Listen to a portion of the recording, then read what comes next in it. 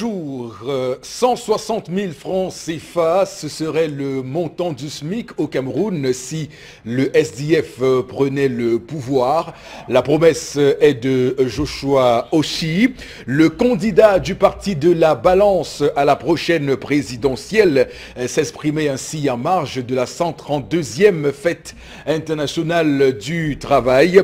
Une promesse que le ministre Grégoire Oona a vite botté en touche, car selon lui, le Cameroun ne peut pour l'instant pas se permettre un SMIC au-delà des 36 000 actuels.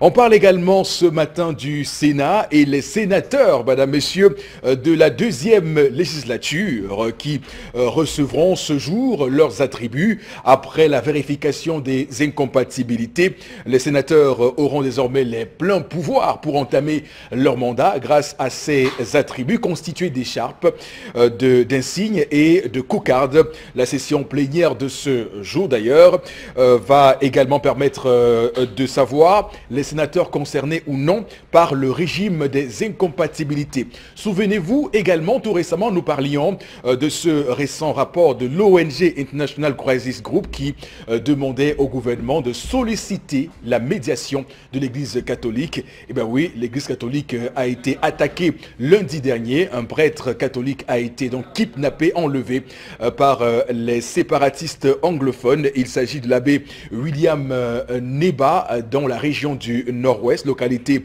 donc de Bello. Ce prêtre qui est par ailleurs, je le dis, principal du collège Saint Bédé Haching-Com. Donc on verra ce que les jours à venir vont nous proposer en termes de développement de la crise anglophone qui continue, comme vous le savez, à s'enliser, faute de dialogue établi pour résoudre ce problème. Madame, Monsieur, bienvenue sur Equinox Télévision. C'est 10-12 le Zénith de ce 2 mai 2018. Lendemain de fête, j'imagine, pour vous qui nous regardez ce matin, mais surtout pour nous aussi qui avons eu l'honneur et l'occasion de célébrer cette fête hier, ou pour ceux qui le veulent, commémorer le mal-être des travailleurs camerounais. On va installer le panel avec vous. D'abord, Charlamel Bachou, je vous dis bonjour. Bonjour, monsieur Eric Fopoussi Négou. Bonjour à tous les téléspectateurs. Alors qu'on est à la recherche de 9 milliards sans connaître l'identité du promoteur de la MIDA, on nous annonce que les jeunes sont en train de descendre dans les rues à l'instant à Tokombéré. 55 millions sont partis en fumée du côté de Tokombéré, où des gens se sont cachés pour prélever de l'argent aux jeunes, disant qu'on devait les mettre dans la police. Le résultat est sorti, il n'y a même pas un seul jeune de Tokombéré qui a été recruté. Par conséquent, il demande d'être remboursé. Était-ce donc dit que la MIDA seule existe au Cameroun? Charlamel Bachou, qu'on va retrouver, madame, monsieur, comme vous le savez, à 10h30.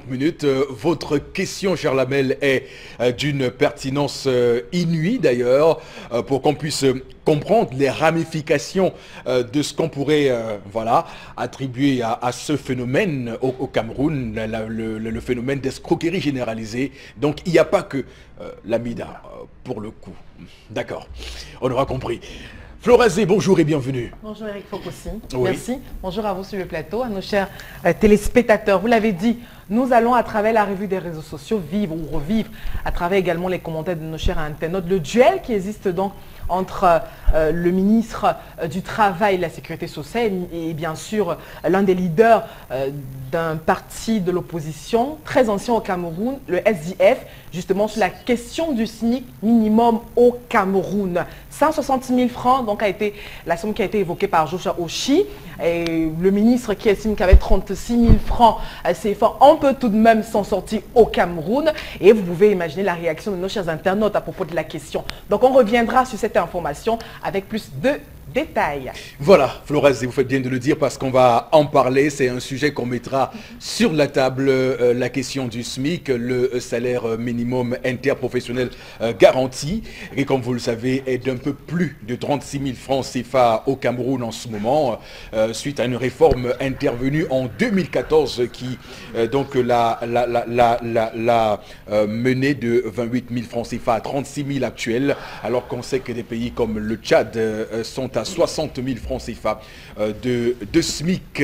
Donc on verra avec cette mesure proposée par le candidat du SDF Joshua Oshi, 160 000 francs CFA salaire minimum au Cameroun. Ça veut dire qu'un boy, un cuisinier, une personne qui travaille ou un vigile, pourquoi pas, devra toucher 160 000 francs et pas moins au Cameroun, à partir de 160 000 francs et pas moins. Alors c'est une mesure intéressante. Bon, Bengan, bonjour et bienvenue sur le plateau. Bonjour, monsieur Fopo-Sinegou. Bonjour à vous, chers téléspectateurs. Le président Paul Biya finira-t-il ses mandats sans avoir eu l'occasion de recevoir les leaders syndicaux? C'est la question que lui a posée hier le représentant des travailleurs, le camarade Ndi, et je l'appelle camarade, nous sommes des syndiqués, du président de la centrale syndicale autonome du Cameroun qui parle au nom des travailleurs camerounais. Le chef de l'État, nous dit-on, est un homme gai, il aime son pays, il veut l'épanouissement du pays. Il a même promis l'émergence demain. Il a reçu les partis politiques, 92 recevaient les Bello Bouba, Maïgari, les Kodok, les Antar Sangay, les Bedzigi, à qui il donnait un demi-milliard à chacun. Il n'a jamais reçu un président de centrale syndicale. Il n'a même jamais fait un projet de loi pour qu'il y ait une loi sur le syndicat au Cameroun. Ça n'existe pas. Pour créer un syndicat au Cameroun, on est obligé de s'inspirer des dispositions du Bureau international du travail et de l'Organisation internationale du travail. Quelle honte. Maintenant, les travailleurs lui ont donc adressé un message hier. Va-t-il enfin les recevoir pour qu'enfin, au Cameroun, on sache qu'il veut vraiment laisser un pays prospère? Donc, bon, Bengan, ce que vous dites ce matin révèle clairement quelle est la politique du renouveau dans les revendications des travailleurs, puisqu'on voit dans un pays comme la France, bon, beaucoup me feront le procès, j'aime prendre la France comme exemple, on voit comment là-bas, les présidents reçoivent régulièrement les leaders syndicaux. On a vu par exemple FO, Force ouvrière, être reçu régulièrement à l'Élysée, on a vu la CFDT être reçue à l'Élysée, la CGTM d'ailleurs également être reçue là-bas. Au Cameroun, c'est pas le cas. Vous faites bien de le dire parce que ça pourrait être un bien malheureux record que le président ferait de terminer sa présence à la tête du pays sans jamais recevoir ces leaders syndicaux-là. Madame, Monsieur, démarrons cette émission ce matin avec l'histoire du jour. Tendance Cogne, la voyageuse, vous conte l'histoire de ce matin. Bonjour et bienvenue.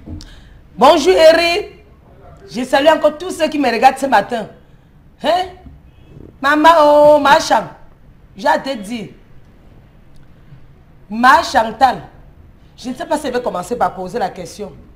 Est-ce que c'est normal qu'une femme rapporte tous ses problèmes de couple à sa mère?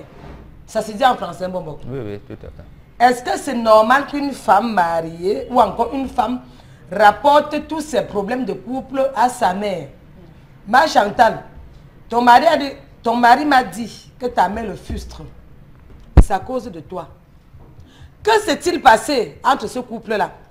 Le mari de ma Chantal se plaint que chaque fois, quand il a des problèmes avec sa femme, elle appelle toujours sa mère pour dire que maman, Célestin a fait ceci.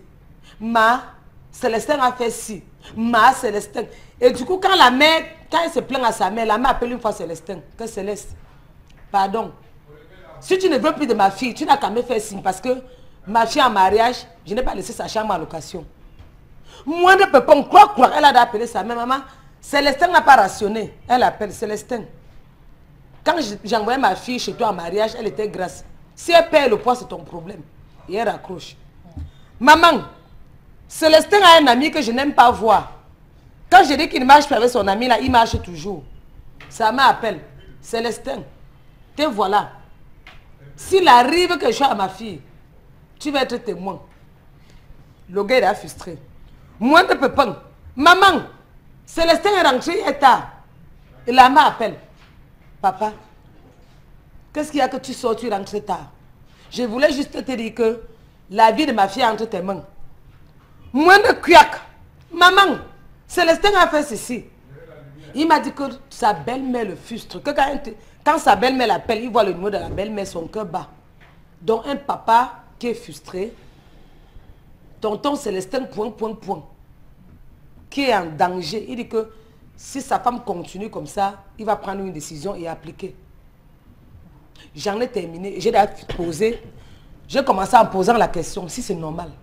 Un papa qui est déjà frustré, parce que sa belle-mère l'appelle toujours pour dire que ma fille m'a encore dit que, ma fille m'a dit que, il dit que c'est qu'il énerve encore Père Mombo. C'est que sa belle-mère lui a dit que, je voulais te rappeler que, même comme ma fille en mariage là, sa chambre est toujours libre. Je n'ai pas mis sa chambre en location, donc fais attention. Et du coup, il est dépassé par le comportement de son épouse. Très bien. Bon, Bengan, c'est à vous que je pose la première question ce matin. Que doit-on comprendre de l'histoire contée ce matin et de cette femme, de son comportement, mais également de la réaction de cette maman? Et que direz-vous à cet homme aussi? La première chose à comprendre, c'est que cette femme n'est pas en mariage. Elle a peut-être un acte de mariage établi, peut-être même aussi un acte coutumier qui a été fait, peut-être même aussi doté, mais elle n'est pas en mariage. D'abord, le mariage commence par la cuisine. Ou alors l'homme a voulu prendre le risque. Quand on dit le mariage commence par la cuisine, c'est avec la belle-mère que vous commencez à négocier le mariage. Lorsque la belle-mère vous dit, non mon fils, ma fille est ma fille, hein, vous devez déjà savoir de quoi il s'agit. Vous devez déjà savoir. Et quand vous prenez le risque et le prendre, il faut intégrer que là, j'ai aimé une fille, je vais la prendre, on va tout faire, mais elle ne sera jamais mon épouse, elle ne sera jamais ma femme. Et c'est donc l'un des aspects, ou alors des critères qui amènent le garçon généralement à dire on sera polygame. D'abord, c'est comme ça qu'il faut voir les choses, parce que aujourd'hui, les garçons, les filles ne savent pas apprécier, ne savent pas comment on va doter une fille, comment on prend en mariage. L'autre chose, pour justifier ça, c'est que cette femme n'a rien appris auprès de sa maman, ou alors sa maman ne lui a rien appris. Rien. Ou bien elle a du mal à couper le cordon ombilical. Non, elle n'a rien appris. Elle n'a rien. Même quand vous avez le cordon, justement, les filles qui ont appris ce que c'est que le mariage, le cordon ombilical ne se coupe pas. Ça se renforce plutôt. Et en plus, votre mari sait que la dot ne finit jamais. Il a l'obligation d'entretenir sa belle-mère jusqu'à la fin de sa vie. Donc, je n'aime pas ça. Mais votre maman vous dit non, elle vous a appris. C'est comme ça le mariage, c'est ceci, il y aura ceci. Je ne veux pas que. Tu ne dois me poser le problème que en dernier ressort, en fait. Parce que là où tu vois ta belle-mère, là où tu vas, c'est d'abord elle. Quand ça la dépasse, que tu m'informes. Et tu ne m'informes pas pour porter plainte contre ton mari, mais pour me dire que non, ma belle-mère viendra sûrement te dire un jour que, sache que, bon, en fait, tu lances les biscuits, comme on dit à maman, pour qu'elle soit informée de la situation. Généralement, mais aujourd'hui, ni les mamans qui envoient leurs filles en mariage aujourd'hui, non plus ces repères-là. C'est-à-dire qu'elles ne forment plus leurs filles pour aller en mariage, pour affronter effectivement les problèmes qu'elles ont affrontés. Je dirais comme vous le plus souvent sur ce plateau, que c'est la signification et la confirmation d'un anachronisme désormais adopté au Cameroun en chanson « Je m'en fous des belles-mères ». Félicitations. Voilà, absolument. Oui. Voilà, et vous dansez quand vous chantez.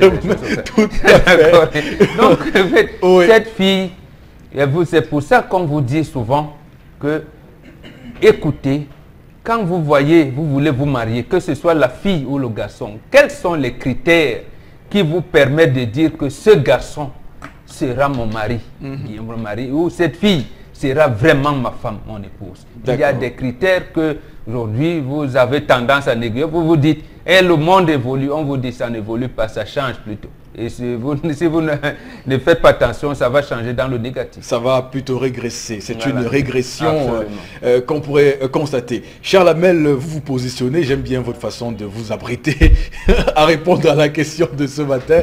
Alors, que pensez-vous de cette histoire, enfin, de ce qui se passe dans cette maison? Monsieur Eric Fopoussinegou, on ne conserve pas un objet dont on ne connaît pas la valeur. Il faut connaître la valeur de l'objet qu'on conserve pour pouvoir l'exposer et évidemment mettre une sorte de barrière pour protéger. Vous ne pouvez aller prendre une fille sans avoir un ensemble d'informations. Vous devez avoir des informations. Vous allez commencer par la sœur qui va vous dire, ma sœur que tu vois, elle est ci, elle est ça, elle est comme ça, elle est comme ça. Première information. C'est le premier palier. Le deuxième palier, aujourd'hui on met les amis, mais les amis ne connaissent rien de leurs amis. Ce qu'on dit mon ami intime, mon ami plus qu'intime, ce n'est même plus mon ami intime, c'est ma sœur qui finit par poignarder et attraper le mari. Bon, passons. Vous avez la maman qui va vous dire, écoutez, le nom qu'elle porte, c'est le nom de. Dans la famille, voici, voici, voici. La personne dont elle porte même le nom était comme ça. On vous prépare. Quand on parle de la préparation, bon, on parle tout de suite de la préparation. C'est ça la préparation. Avant qu'elle ait de la valeur à vos yeux, elle a déjà une valeur quelque part. Vous ne faites que pérenniser cette valeur. De la même façon qu'elle est l'entourage. Donc, il y a trois personnes qui interviennent dans le principe du mariage. Vous avez la mère, vous avez celle qu'on appelle la coach, et vous avez la sœur. Je parle coach en langage occidentalisé pour que les gens comprennent. Elles ont des noms différents, suivant des différentes aires culturelles, elles ont des noms. C'est celle qu'on appelle la préparatrice au mariage. Lorsque vous finissez la dot, contrairement à ce qu'on vit aujourd'hui, lorsque vous finissez la dot, vous rentrez. Parce que la dot, généralement, se fait dans la soirée. C'est dans la nuit. C'est la nuit qui porte conseil. Lorsqu'on finit au petit matin, on dit rentre. Tout s'est bien passé. On t'amène ta femme le matin. Le matin, c'est la coach. Ce n'est pas la mère. Ce n'est pas la sœur. C'est la coach qui prend la femme et te l'amène. Lorsque vous voyez chez les doigts là, dans la cour, c'est en journée qu'on passe avec les draps et les valises. La coach est dedans. Qui dit, regarde, hier nuit tu es venu, on a parlé, regarde là aujourd'hui, elle a une cicatrice, tourne-toi. Est-ce qu'elle est blessée? Tourne-toi. Regarde, tu as vu comment on te la donne, non? Voilà ce qu'on te dit, on te la remet. C'est la coach qui te remet, on se tourne, ils partent, ils viennent avec les assiettes, ils viennent avec les valises, ils viennent avec. On dit, voilà celle qu'on est venu laisser, celle que tu as prise hier dans la nuit. Lorsqu'il y a donc un problème, elle est sortie, vous êtes déjà sorti de ce cadre. Elle ne peut plus rentrer parce qu'on l'a amenée. Maintenant, lorsqu'il y a problème dans la famille, il y a il y a trois piliers ou trois étapes chez le Bantou. Et un quatrième qu'elles ont ajouté, que les occidentalisés ont ajouté. Le premier, c'est le chef de famille. Je ne parle pas de chef de famille, je dis le chef de famille, c'est le premier. Lorsqu'une fille a un problème, il est le protecteur. C'est le chef de famille qui prend de l'homme, donc la nouvelle famille de la femme. Après le chef de famille, on a la doyenne de la famille. Toutes les familles ont une doyenne qui, lorsqu'elle parle, tout le monde se tait. On écoute. Après la doyenne, on a le successeur du père, c'est-à-dire du père de la famille. C'est-à-dire ce qu'on appelle le tambour, c'est-à-dire le père du chef, comme on dit dans la maison. Vous êtes là, mais vous avez dans la même lignée votre père, le successeur de votre père. Bien sûr. Aujourd'hui, ils ont ajouté le quatrième, qui est le parrain. Parce qu'il a l'argent. Il est venu financer le mariage. On a ajouté le quatrième, le parrain. Voilà les trois piliers. Donc lorsque la femme, pendant qu'elle dote, pendant qu'on vient doter la femme, on lui dit, si jamais tu pleures, voilà telle maman, voilà tel papa, il est le chef de famille, et voici tel qui est le successeur du père. Il est le successeur du père. Voilà notre père, voilà notre chef de famille, et voici la doyenne, la maman de la famille. Alors lorsqu'une fille, une femme, vient à violer pour rentrer, causer avec sa maman, elle a rompu les liens de la dot, elle a rompu la symbolique du mariage, Elle a rompu le mariage et par conséquent, dehors. Voilà, j'ai marqué un temps d'arrêt pour qu'on mesure bien la force de ce message que vous envoyez du dehors. Alors, Florazé, c'est pas vous qui mettez dehors, vous êtes à l'intérieur, vous êtes dedans, il faut le dire. Ce serait difficile d'ailleurs de vous mettre dehors, vous le dites. Oui. Alors, cette femme quand même, comment vous trouvez son comportement? Donc, je trouve que son comportement n'est pas acceptable, mais en même temps je peux comprendre, parce que la gestion émotionnelle du couple ne s'apprend pas dans une, je ne sais pas s'il y a une école pour ça. Il y a une école. Il y a une école. Une école. La maman d'abord. Oui, je suis d'accord dans le contexte où la maman a joué ou joue un mauvais rôle. Parce que je suis d'accord également avec ce que Momok a dit, c'est-à-dire que la maman vient, ou alors les composants, les piliers que Chalamel a évoqués, doivent intervenir en dernier ressort. Parce que moi je vais vous dire que justement... Pourquoi en dernier? Parce que moi je vais vous dire justement, dans les problèmes de couple, en fait, c'est ma vision, hein, il y a 3 personnes ou alors 3 entités en fait qui peuvent d'abord régler leurs propres problèmes et sur lesquels justement on devrait même se reposer soi-même. J'ai toujours dit qu'il y a Dieu d'abord. Il y a Dieu, il y a l'homme qui est le chef de famille, il y a la femme. C'est les 3. Mais voilà, les 3 personnes, parce qui gèrent, oui justement, est Charlamel. Maintenant, on peut avoir certains conflits qui vont au-delà, parce que même la spiritualité qu'on néglige, ça aide beaucoup Eric Fopoussi. Parce que même quand on est spirituel, on gère certaines émotions. C'est-à-dire quoi? On commande une veine, parce qu'il faut bien qu'on comprenne. Mais oui, ça dépend, je ne veux pas blesser. On commande une veine oui, pourquoi pas? Pourquoi pas? Je ne veux pas blesser, oui, je dis que la place. Mais il y a beaucoup qui vont voir le prêtre, le pasteur. Oui, laissez-moi terminer. Bon, justement, je vais vous dire que oui. D'autres, justement pour gérer ce problème émotionnel, pour des femmes qui n'arrivent pas à se contenir, vous avez parlé du cordon, pour celles justement qui n'ont pas réussi à se détacher d'un certain lien de valeurs traditionnelles culturelles et qui ont tendance pour les femmes, et c'est pas un sacrilège, allez peut-être voir maman ou alors une amie et tout pour se confier. Et là, on vous dira d'aller voir un psychologue, ça marche aussi. Ou alors justement un homme de Dieu pour se confier. En fait, des personnes neutres qui n'auront pas à poser un certain jugement sur vous, sur votre vie de couple, mais qui pourront aussi vous orienter. C'est pourquoi j'ai dit Dieu d'abord dans le couple. Maintenant, l'homme qui est le chef de famille et qui à un moment donné, je vous retrouve aussi un peu comme un Dieu pour sa femme. Et puis la femme qui vient en 3e position. Parce que j'estime que dans un foyer, quel que soit le degré du conflit, on peut retrouver la solution à 2. Pourquoi ce n'est pas Dieu qui avec vous donne? La bénédiction. Pourquoi Dieu ne vous donne pas? Je dis bien avec la Pourquoi bénédiction. Dieu ne vient pas vous prendre? Laissez-moi terminer. Chalamel a parlé pendant 15 minutes ici. Florazé a la parole. Non, vous exagérez. Mais j'ai chronométré. Vous exagérez un peu. Donc il y a Dieu justement qui est là pour apporter l'apaisement. Je vous dis que le côté spirituel est très important. Mais oui, on nommait ça. Oui, mais on nommait ça. Maintenant, je viens de dire que parce qu'on est des êtres humains et que la chair est faible, Eric Fopoussi, nous vivons en communauté, nous vivons dans une société qui a des règles aussi. Donc, je suis d'accord avec Chalamel quand il dit il y a un successeur, il y a un chef de famille, etc.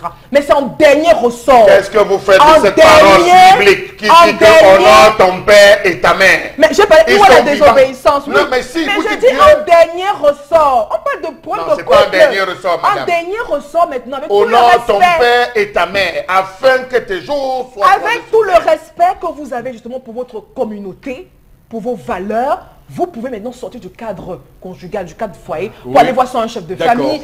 En fait, les personnes recommandées, surtout pour la femme. Les personnes recommandées, les personnes recommandées pour vous apporter le conseil qu'il faut. Voilà, et vous l'avez dit, et ce que je retiens dans ce que vous avez dit, Florazé, ce matin, et j'ai tendance aussi à penser que ça peut être une solution. Je pense qu'il y a des prêtres qui suivent de manière spirituelle les couples, surtout pour ceux... Je finis, vous coupez la parole. Surtout pour ceux qui ont fait un mariage à l'église et qui ont fait la préparation au mariage à l'église. Donc il est très important aussi. Donc, que diriez-vous d'un musulman qui épouse un non-musulman? Un non-musulman. Non, ça serait toujours un arrangement. Rien du tout. Je reviens à vous dans un court instant. Le temps que Tendance nous dise, voilà, si pour elle c'est normal qu'on aille rapporter ses problèmes de couple à sa mère. Tendance. Est-ce que je parle à une voisine? Il s'agit de ma mère. C'est elle qui m'a mise au monde. C'est maman, ce n'est pas une copine. Et elle t'a envoyé en mariage. Oui, et c'est... Tu sais qu'il y a les choses que tu peux faire, ta mère supporte. Ce que tu peux faire, ta belle-mère ne supporte pas. Si je commence à dire à ma belle-mère 1, 2 fois, elle va dire que la femme là se plaint trop. Surtout quand, si on tombe sur une belle-mère qui a un mauvais cœur. Si je prends mes problèmes de couple, je dis à ma mère, le problème est où? Il n'y a pas de souci. Ma mère va me dire comment elle va me comporter. Elle peut me donner les conseils. Elle me dit, ma fille, quand j'ai connu ton père, voilà comment on se comportait. Maintenant, voici comment tu vas faire. Elle est supposée te dire ça avant le mariage. Et qu'elle appelle mon mari, c'est pour lui dire que, attention, ma fille n'est pas née de la dernière pluie. J'ai porté mon enfant 9 mois de grossesse. Ce n'est pas pendant le mariage qu'elle va le dire. Elle est supposée dire tout ça avant le mariage. Si tu as en face de toi un homme qui est têtu, qui ne t'écoute pas. Bon, vous savez, tu le vois par exemple, que généralement, la répétition est la mère de l'enseignement. Non, elle répète auprès de ses belles-filles. Il a des garçons qui ont des enfants. Si tu as en face de toi un homme qui ont des femmes. Le dehors n'est pas bien. Voilà. Si tu vois la compagnie de ton époux, tu lui dis que ouais, les amis là, ce sont les mauvais cercles et qui n'acceptent pas. Oui. C'est qu'il n'y a pas l'amour. Il n'y a même pas l'amour. Et si j'appelle ma mère pour lui dire qu'il a une mauvaise compagnie, c'est même ma mère qui doit lui donner les veto pour qu'il ne soit pas. Si même il aime ma mère comme il aime sa mère, il va commencer à me respecter. Je me suis plaint au voisin, non. Je me suis plaint à ma belle-soeur, non. Je me suis plaint à ma mère. Il s'agit de maman. C'est 9 mois de grossesse. Donc les hommes arrêtent les faux débats là. Si donc l'homme, lui, sa maman ne l'a pas porté pendant 9 mois, c'est ça? Non, même pas ça, bon. Mais c'est quoi alors? Vous êtes allé chez un homme comme sa maman aussi l'a porté. Il y a aussi beaucoup d'hommes qui se réfèrent généralement à leur maman pour gérer leur couple, hein, il faut le dire. Ça veut dire qu'ils ont manqué, ils ont raté l'éducation auprès de papa. Oui, absolument. Moi, je n'ai aucun problème. Mais si tendance à terminer. Si je n'ai pas encore terminé, si je peux poser mes problèmes de couple à ma mère et qu'elle m'oriente, je ne vois aucun problème. Oui, personne n'a jamais voulu du mal de son enfant. Très bien. Chaque maman veut seulement que son enfant soit heureux dans son foyer.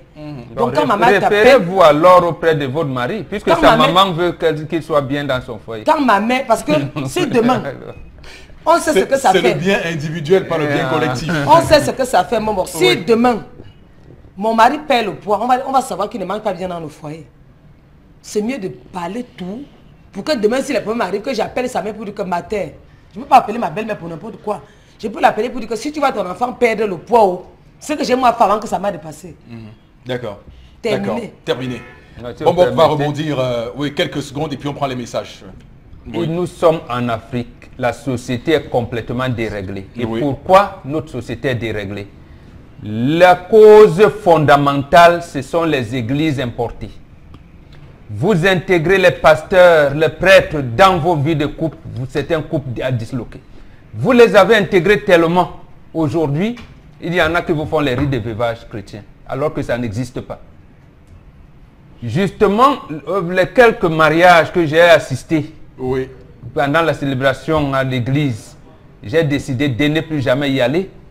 Et que le prêtre et le pasteur vous disent quoi? Non, si vous avez un problème, c'est vous deux, prenez la Bible. D'accord. Et quand vous prenez donc la Bible, vous trouvez des solutions. La solution, là-bas, c'est la soumission de la femme. La femme d'aujourd'hui se soumet par rapport à la Bible. Puisque le premier mariage qu'il fait, on vous dit, Abraham est le père de la foi. Chrétienne, musulmane, nous tous, c'est leur père. Oui. Mais comment se comportaient les femmes d'Abraham?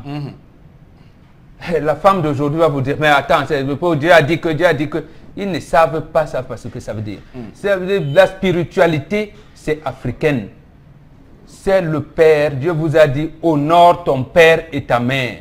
Ton père et ta mère t'ont confié à quelqu'un, à une autre famille. Dans la Bible. Reste dans cette famille. 4e commandement. 4e et 10 commandements. Mais c'est le Père qui est ton Dieu. C'est le père et la mère qui sont ton Dieu. Les 10 commandements l'ont... Absolument, ce sont ton Dieu. C'est comme vous tombez, Moïse a rencontré Dieu. C'est le père et la mère qui sont ton Dieu. C'est eux qui t'ont créé.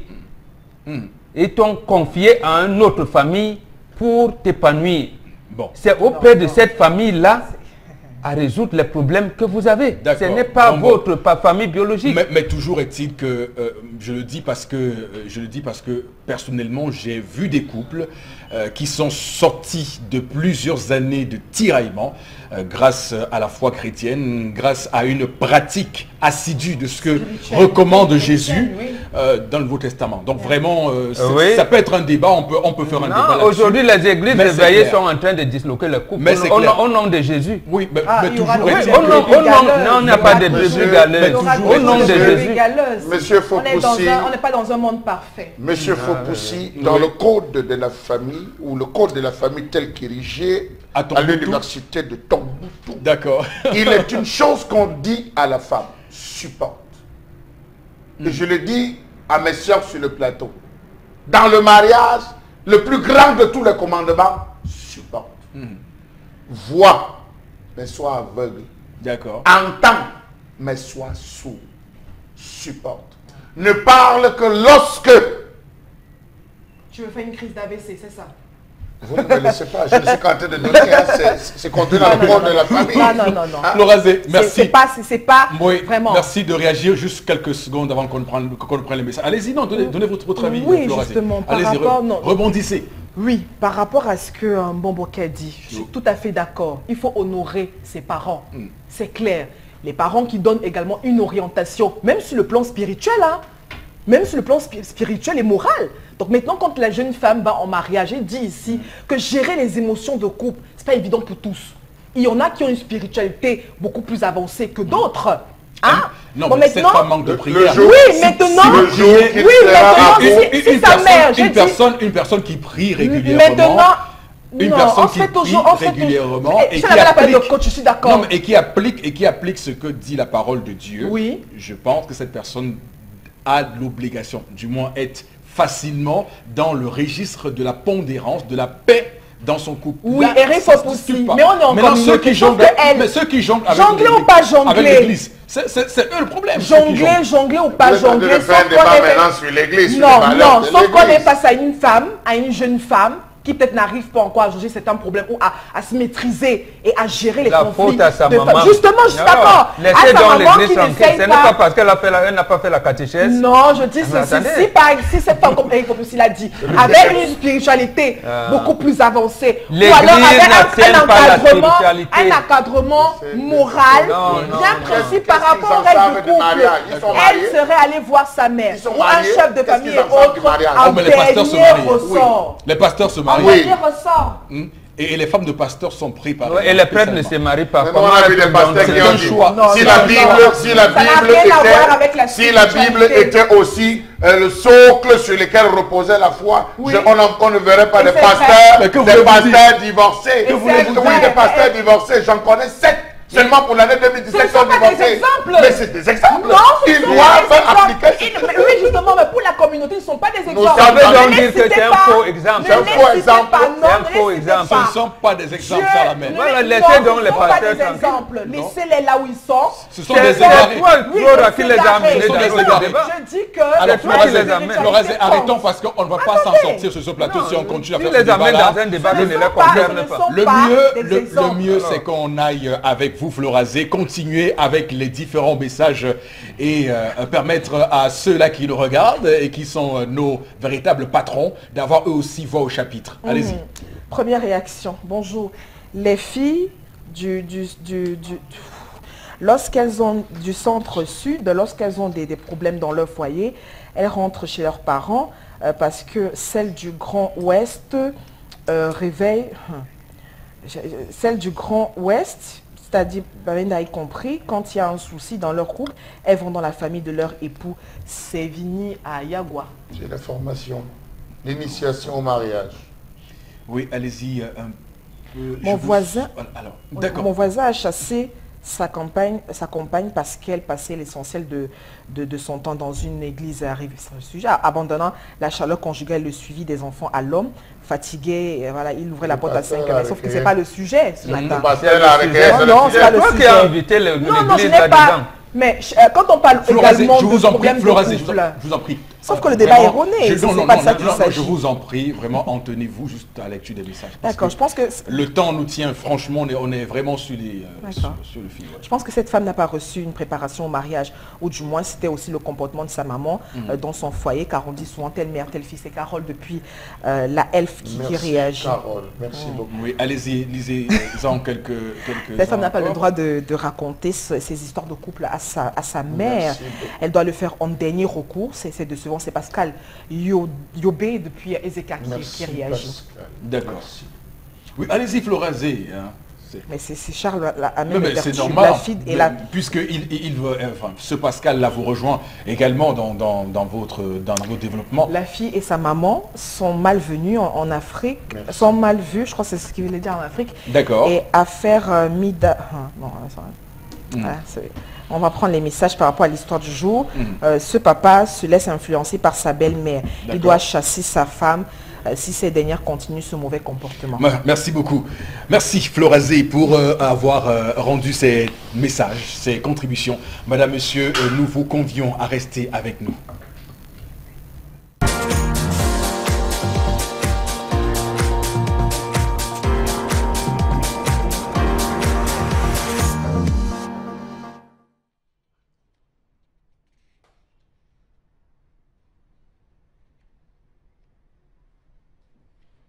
Je m'interroge ce jour sur la question de l'occupation anarchique des poteaux électriques au Cameroun. À qui appartiennent les poteaux dans nos principales villes? Aux propriétaires, à l'agence de distribution, aux câbleaux distributeurs, ou alors aux spécialistes de l'environnement. Comment comprendre l'hyperconcentration de poteaux à un endroit, dans certains quartiers de notre ville? Comment comprendre la presque trop accessibilité de certaines personnes sur les poteaux? Comment comprendre l'étroitesse ou les trois rapprochements qui existent entre les postes transformateurs et les domiciles de certains riverains? Bepanda, Nkolmintak, village, donc pas si 1, 2, 3, des maisons sont collées aux transformateurs. Bonaberi, Mabanda, vraiment, demandez à un citoyen lambda. Une ville du Cameroun, il n'existe pas de poteau électrique. Aux allures de toiles d'araignée, Madagascar, Mokolo, Biémassi, Deido, Mankon, Bonaberi, Mabanda, Bepanda, Nkululu, presque aucun quartier, aucune cité urbaine ou rurale ne peut se prévaloir d'une quelconque exemption vis-à-vis de ce fléau. Conséquence, toiture constamment abîmée. Écrasement de poteaux sur des domiciles et des barrières. Écrasement de poteaux sur des individus. Mon Dieu, où va-t-on dans ce pays? Comment comprendre qu'à peine vous êtes chez vous, vous voyez des individus qui, sans aucune autorisation, sans aucun papier, se permettent de monter sur des poteaux? Pour faire quoi? Suivez mon regard. Comment comprendre cet engrenage de fils enroulés, sectionnés, coupés, abandonnés pendant marché Mbopi, marché central, marché Koulouloun, marché Granga, marché Bonamoussadi? Les domiciles, alors n'en parlons pas. Faites un tour seulement à Deido. Comment comprendre ces branchements sans nombre de tout ordre, formels et informels, insécurisés, très dangereux? Comment comprendre cette concentration anarchique de câbles dans l'air, occasionnant des étincelles? Hier, le quartier Bepanda a failli prendre feu, tout comme le quartier Koulouloun, à cause des tripatouillages. Comment comprendre ce melting pot organisé, orchestré par les câbles distributeurs?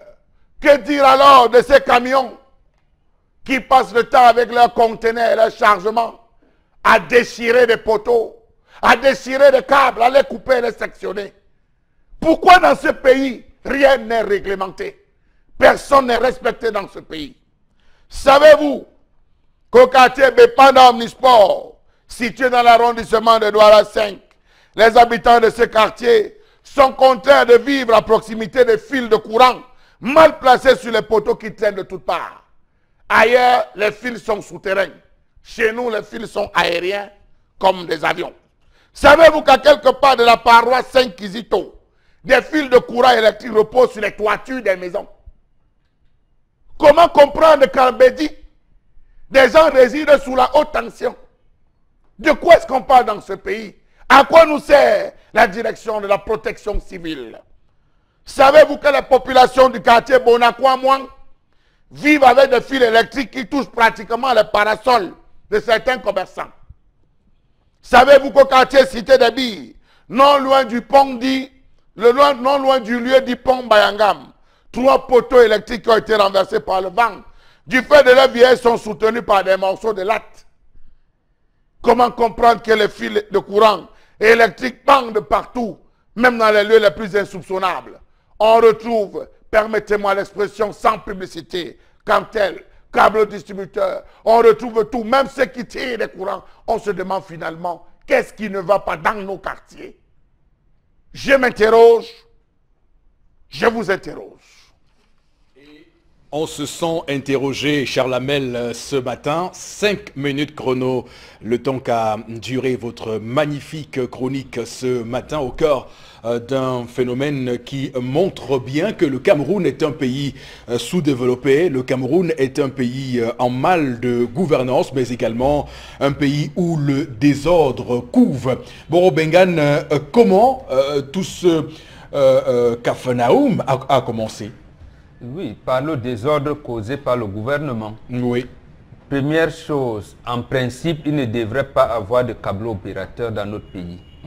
Les abonnements aux télévisions étrangères devaient être procédés par abonnement parabolique. Oui. Et tout ça, pour réserver pour les secteurs. Mais câble opérateur, ça tue la télévision nationale. Il ne devrait pas avoir ce genre de choses. Ou alors, voilà, les abonnements à cette télévision-là obéissent à une certaine réglementation qui, malheureusement, n'est pas respectée au Cameroun. On est toujours en attente du projet de la TNT, un temps vanté par le ministre de la Communication. L'autre chose, dans les tiroirs. La SONEL, Société Nationale d'Électricité du Cameroun, parce que moi je ne connais pas ceux qui sont arrivés après. Je connais la SONEL, je connais Intelcam. Ils avaient trouvé à une certaine époque, Intelcam, c'est l'entreprise, apparemment on a changé de nom, c'est devenu Camtel, selon votre nouvelle technologie. Mais la SONEL et l'Intelcam avaient trouvé un accord pour utiliser leurs poteaux de manière conjointe. Et à ce moment-là, je pense jusqu'en 1990, les poteaux électriques au Cameroun étaient traités. Oui. Étaient traités. Aujourd'hui, vous allez voir les poteaux qu'on vient planter sont même fendus. Vous vous dites, mais à quoi ça sert là? Moi, depuis, les poteaux étaient d'abord plantés, à un moment, étaient traités. Et ces poteaux avaient une durée de vie, je pense, de 10 à 15 ans. Et on les remplaçait systématiquement. À partir de 90, vous êtes entré dans une dynamique que vous appelez privatisation ou tout ce que vous avez mis dedans. Le désordre s'est installé. Et aujourd'hui, on a admis donc les câbles opérateurs, on a commencé à changer des noms et d'entreprises. Tout le monde est devenu débrouillard, y compris la SONEL et l'Intelcam. Il a changé de nom. Donc la débrouillardise qui encadre l'économie au Cameroun veut donc que notre économie est complètement à terre. Donc c'est ça l'origine, vous m'avez posé pour l'origine du désordre. C'est à ce niveau que ça se trouve. Vous vous rendez compte que le ministère de la Communication, qui est le patron, réunit même les câbles opérateurs, il leur donne des avantages énormes. Ma deuxième question, c'est pourquoi on n'arrive donc pas à régler ce problème? On n'arrive pas à régler ce problème parce que le gouvernement a enlevé de la SONEL en privatisant. La SONEL, est-ce que c'était la privatisation ou la concession, bon, comme vous voulez. En tuant la SONEL, le gouvernement a également annulé la mission qui était confiée à la SONEL, c'est-à-dire participer à l'électrification de tout le Cameroun. Les sociétés privées étrangères qui ont pris la Sonel n'ont pas l'obligation de connecter les Camerounais au réseau électrique. Ils n'ont pas cette obligation-là. Ça fait donc qu'ils n'ont pas l'obligation de former les Camerounais qui travaillent là-dedans. Ils n'ont pas donc pas l'obligation de traiter, de planter les arbres pour les poteaux et de les traiter. Ils n'ont pas cette obligation. Parce que tout ce qui les intéresse, c'est les bénéfices, c'est d'avoir du bénéfice au Cameroun. Et que tous les mois de juillet, ils peuvent, s'ils veulent, augmenter le prix au kilowattheure. Et ça, c'est le gouvernement qui les a laissés faire. De la même manière, le gouvernement ne veut pas donner un statut clair à Camtel, qui a remplacé Intelcam. Camtel est-elle une entreprise concurrente des autres opérateurs ou une entreprise fournisseur? Il n'a pas encore un statut clair de Camtel et en plus de ces opérateurs. Donc, on est là dans le règne, j'allais dire... Mais est-ce que dans ça, Florazé, bon, je vais tout à fait, vers Florazé, et voilà, je vais vers Florazé. Est-ce que dans ça, il n'y a pas aussi quand même à interpeller la citoyenneté, la responsabilité des Camerounais, de certains Camerounais qui procèdent à des branchements, on va le dire tout de suite, anarchiques, et on voit ce que ça cause comme... court-circuit au final. Oui, comme dégâts. Oui, comme dégâts. Non, parce que Eric Fopoussi, si on avait été un peu plus sévère, si on avait vécu dans la logique de sanction, je crois que certaines personnes auraient peur. Moi, j'ai souvent vu des piquets. On plante même des piquets parce qu'on veut faire passer certains fils et autres.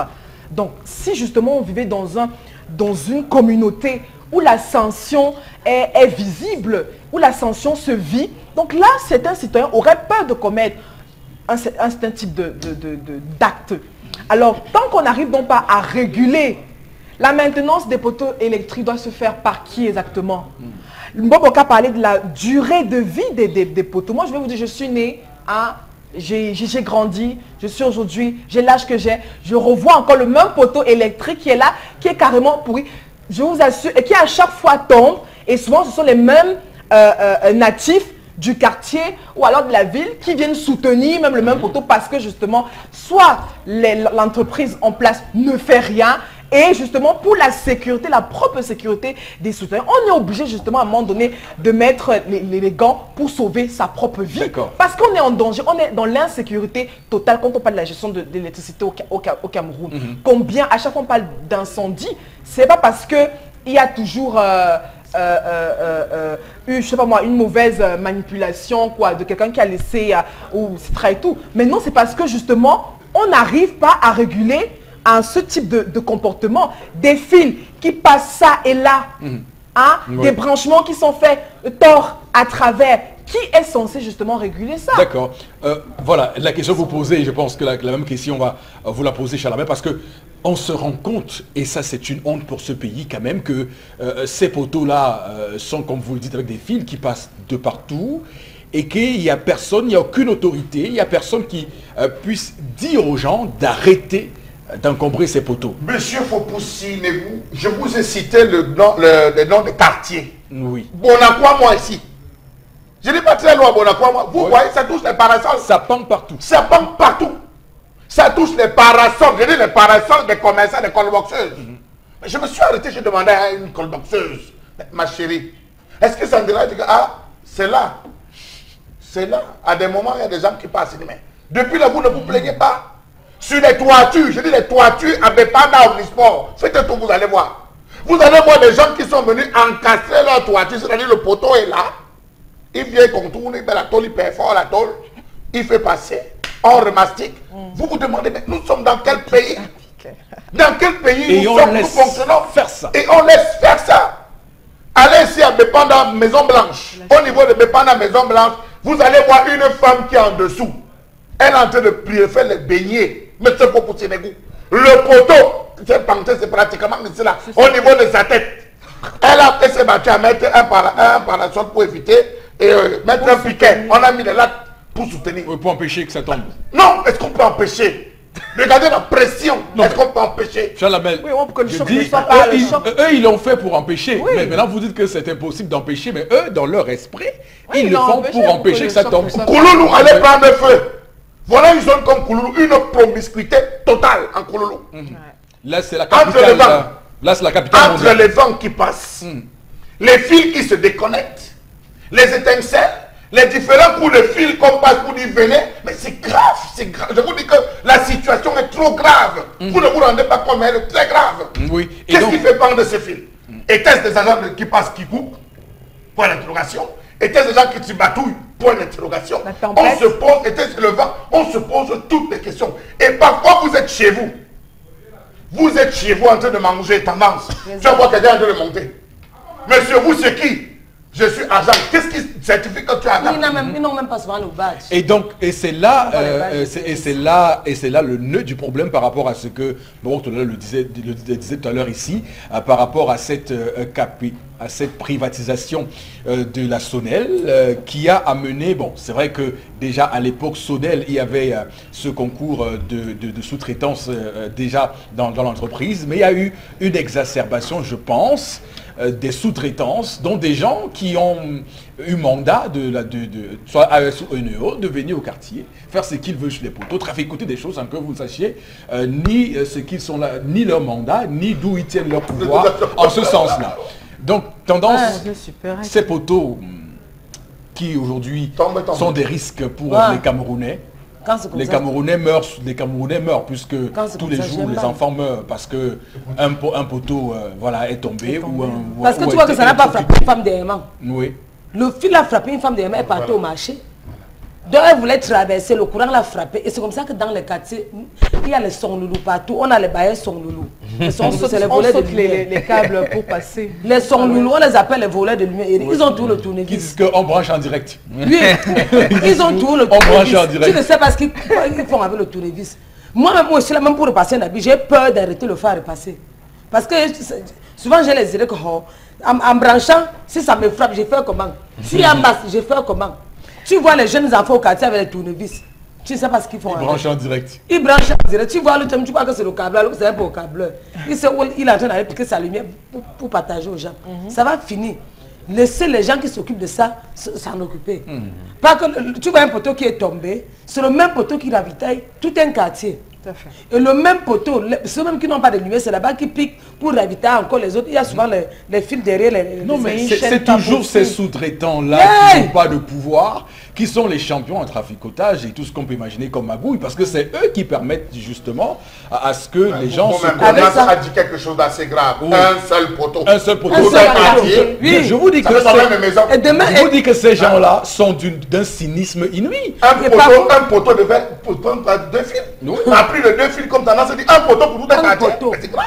Vous sous-estimez la capacité de ces personnes à venir magouiller. Hein. C'est comme ça que... C'est ça qui vivent, c'est un peu, comment dire, leur rente. Et c'est comme ça que ça n'alimente pas tout le monde. Voilà. Tu as même un baisse de tension. Il y a une baisse de tension. Oui. Tu as le congélateur. Chaque jour, tu appelles le technicien, papa, pardon, viens regarder. Il vient te dire qu'il y a baisse de tension, alors qu'à la fin du mois, tu payes la lumière. D'accord. Merci beaucoup. Tendance, merci Charles Hamel pour la colère de ce matin, madame, monsieur. Restez avec nous sur Equinox Télévision. Nous revenons dans un court instant pour la suite de votre 10-12, le Zénith.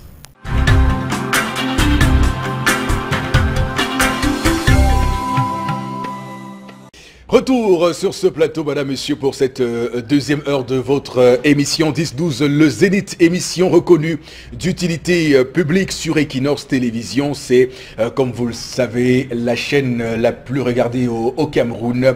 On va d'ailleurs entamer cette deuxième partie comme à l'accoutumée. C'est la tradition, c'est un rituel. On va d'abord aller s'enquérir de ce que vous pensez. C'est le thermomètre des réactions que nous relayons. Et ensuite, nous ferons la revue des réseaux sociaux et tout cela avec vous, Florazé. Alors, on a un petit témoignage de Sidik de Bonalo Kakisi, qui son frère, la semaine dernière, son frère s'est fait électrocuter par un câble de haute tension qui traînait au sol depuis 3 jours. Et puis, c'est lorsqu'on a appelé l'entreprise en leur disant qu'il est mort, qu'ils ont accouru pour relever justement le dit poteau. Donc heureusement, donc à l'hôpital général, on a su ramener à la vie son frère. Et voilà. Et puis l'entreprise... Même qui disent pas qu'il est mort. Bon, enfin, peut-être là. Non, mais le c'est coup, on ça, a cru, 3 jours. sur le coup, on a cru Il a fallu qu'il dise qu'il est mort. Il se dépêche. Voilà, D'accord, pour ok. venir, voilà. J'ai pas compris. C'est le je m'excuse. Ils sont déchargés Non, non, des je charges m'excuse. d'hospitalisation Ah ouais, ok, pour reprendre ses propos. De plus, ils veulent se décharger des décharges d'hospitalisation. Bon, on souffre au Cameroun. Je le dis, c'est Sidique de Bonalokaki. Très bien. Il y a ça pour nous. Car oui, Ça il fait passe plus de un 4 jours. témoignage. Je l'ai dit, voilà. Faut surtout pas vous moquer de moi. Hein. Non. Alors, il y a un autre message ce matin.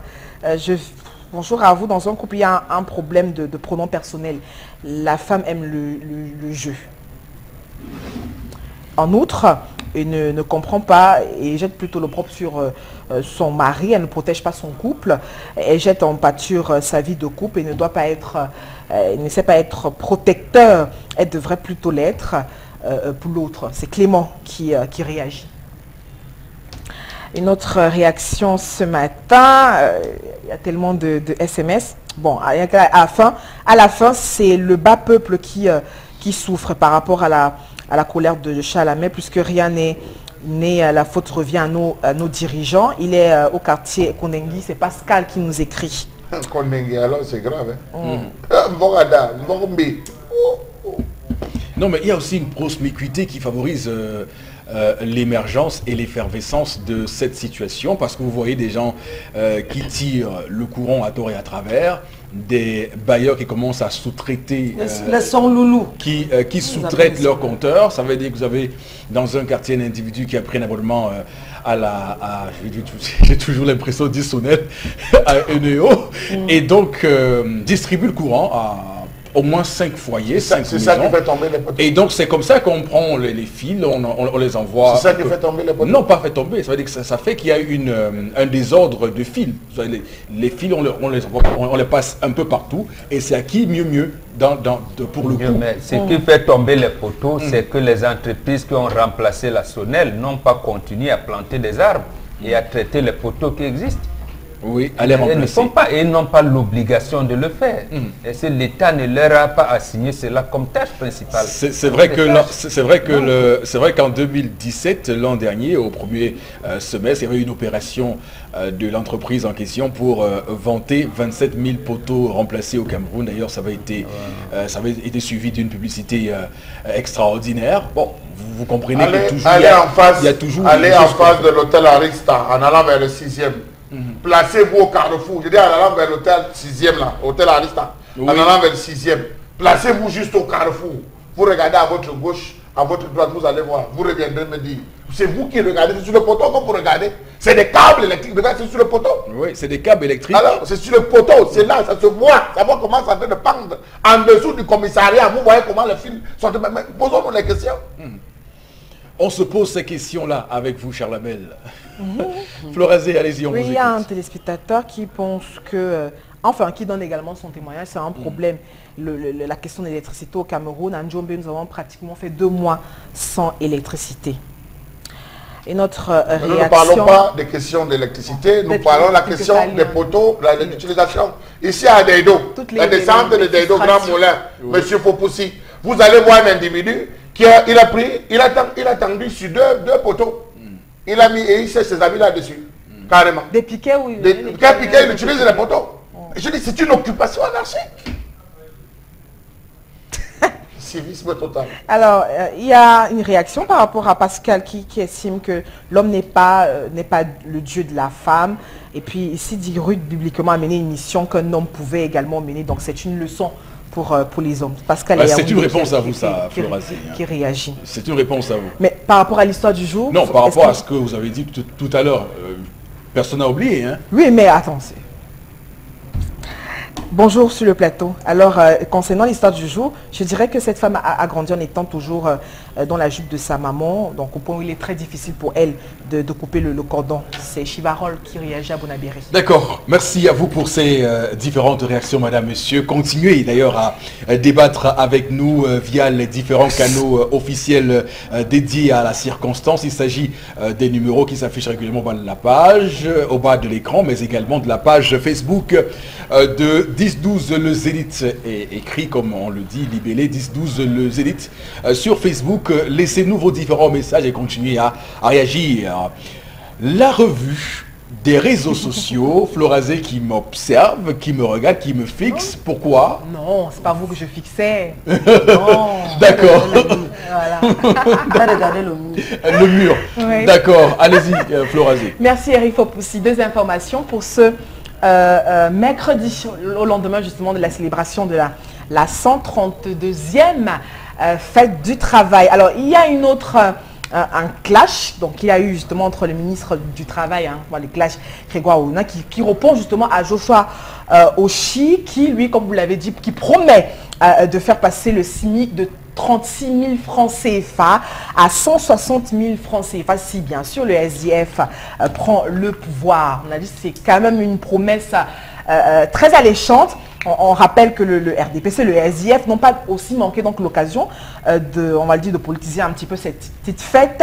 Et puis, Joshua Oshi estime qu'on ne peut pas vivre avec un salaire minimum de 36 000 francs CFA. Le salaire minimum sera au moins de 160 000 francs par mois avec le SDF, a-t-il déclaré. D'autre part aussi, on a donc eu un argument du ministre du Travail et de la Sécurité sociale qui lui estime que le SMIC est bloqué à 36 000 francs au Cameroun. Et il dit que le SMIC ne se juge pas ou ne se fixe pas en l'air.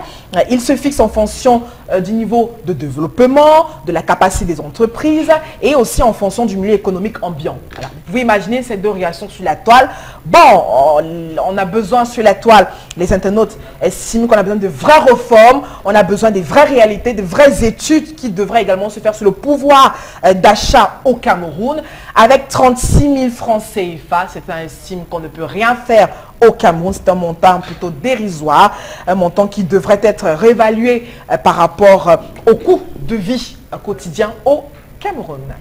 Voilà, Florazé, ainsi brillamment rendu cette information sur, vous avez dit le clash, oui, je suis tout à fait d'accord avec vous, un clash politique d'ailleurs très intéressant parce que c'est une belle séquence que le SDF a tourné avec cette proposition, cette mesure sortie du chapeau par Joshua Oshi, 160 000 francs CFA, donc le montant du salaire minimum si le SDF venait à prendre le pouvoir au Cameroun. Bon, Bengan, la question que je vous pose, c'est de savoir, est-ce que 160 000 francs CFA est un chiffre tenable pour le SMIC au Cameroun? Et que pensez-vous de la réaction de Grégoire Ouna, qui est en peut-être ministre, il est également le secrétaire général adjoint du comité central du RDPC. Donc on peut comprendre que le SDF et le RDPC s'affrontent là sur les idées et pas sur ce qu'on a vu tout récemment,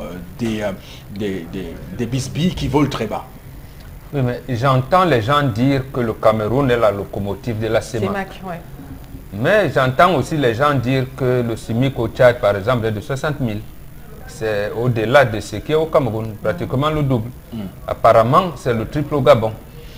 Ou quelque chose de ce genre, ou 2 fois et demi.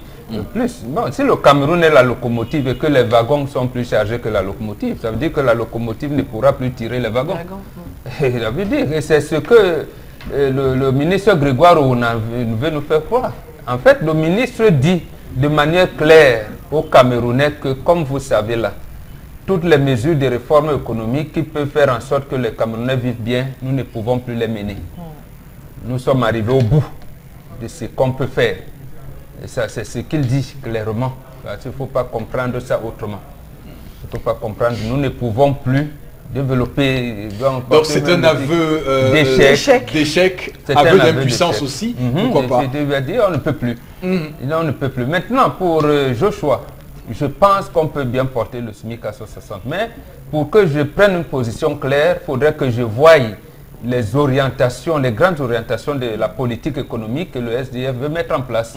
Mais comme on disait tout à l'heure, j'ai parlé d'un tel camp. Camtel, par exemple, n'a pas de statut clair. Si Camtel pouvait être considéré comme fournisseur des autres opérateurs, elle se comporterait comme telle et j'allais dire laisser les autres entreprises se déployer, ainsi de suite, ainsi de suite. Et l'État gagner le maximum d'argent. Où en est-on avec la SONEL? Hier, c'est vous qui nous rappeliez ici qu'apparemment la CDE n'existait plus, Kamwata l'a absorbée. Oui. Bon, je reviens donc à la SNEC. Est-ce qu'on peut réformer ces entreprises-là? Serait-ce que ce qui des entreprises stratégiques, la télécommunication et les énergies, dont l'eau et l'électricité, ces entreprises-là peuvent amener le Cameroun à un niveau tel que les barrages, presque tous les départements de Cameroun portent le nom de cours d'eau. Et la Sanaga seule peut produire le courant électrique qui satisfasse tout le pays et être vendu à l'extérieur. D'accord. Donc, quand n'arrive pas. Donc, pour tenir un tel montant, pour réaliser une telle promesse de 160 000 francs le salaire minimum au Cameroun, vous êtes en train de voir ce qu'il pourra faire comme voilà, il s'agit des réformes économiques, effectivement, pour y aboutir, à là. Bien sûr. Moi, je sais que c'est réalisable. Bien sûr.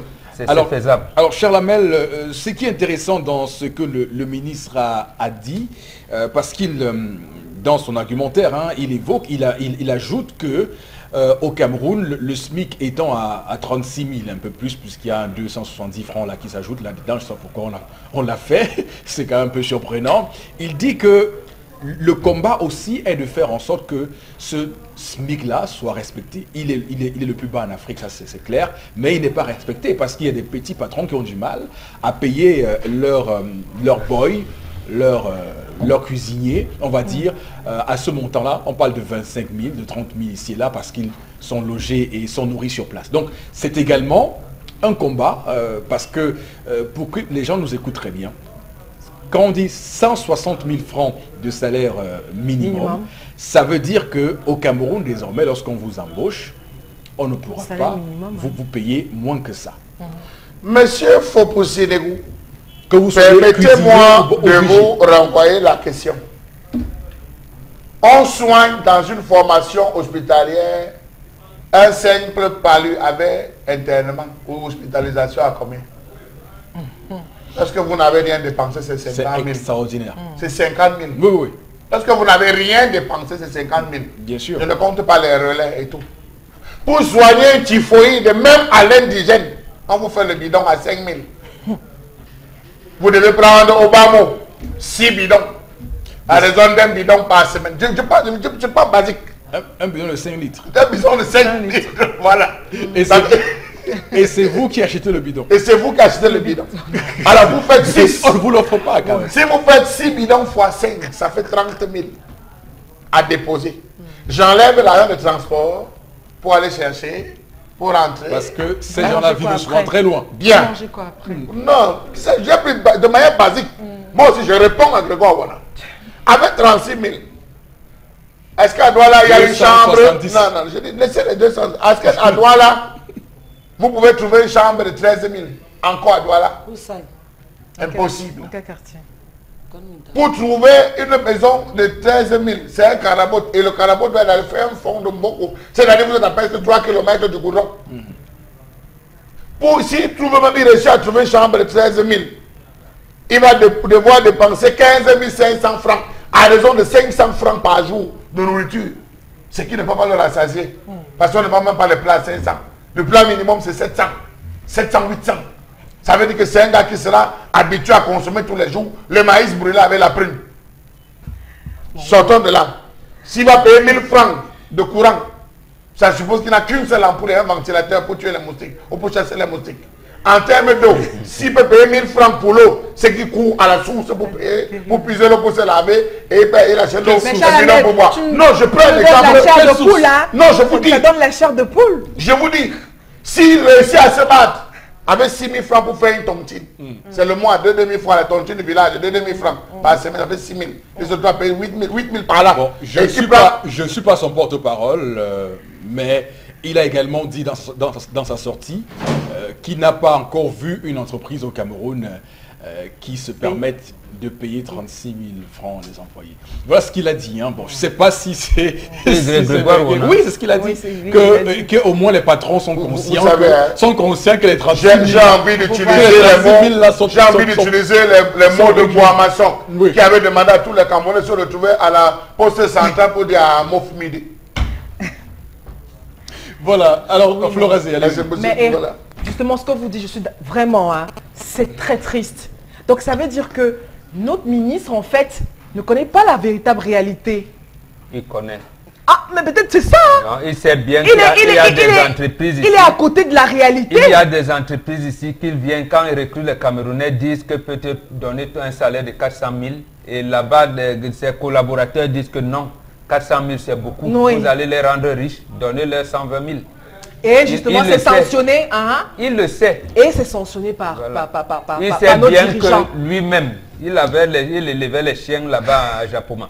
Il ne l'élevait pas. Et pendant qu'on paye les vigiles dans les entreprises à 180 000, 150, 180 000, et que ces vigiles sont payés à 25 000.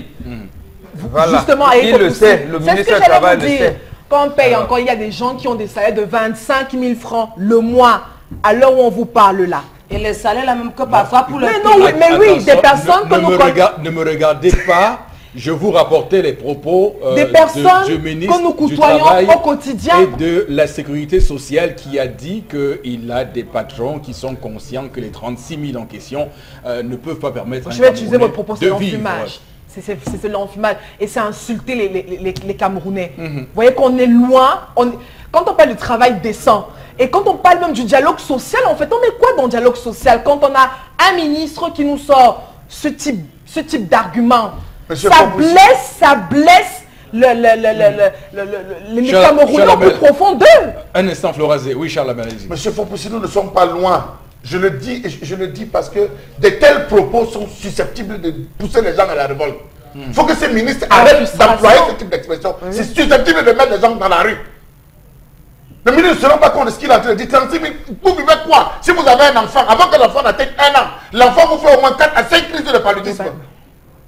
On a dit que le paludisme est pris en charge. C'est pris en charge à l'hôpital. Non mais qu'on arrête un peu de se moquer des Camerounais. Vous allez vous nourrir avec quoi? Le panier de la ménagère aujourd'hui. Pour acheter même le maquereau, le kilo de maquereau coûte combien aujourd'hui? Hein? Même pour, je veux dire même pour manger, tendance, la banane, même pour malaxer la banane. Si on voit le maquereau, aujourd'hui, le troncanda. On mange très mal justement parce que on a nos dirigeants qui sont éloignés, qui sont très éloignés de la réalité.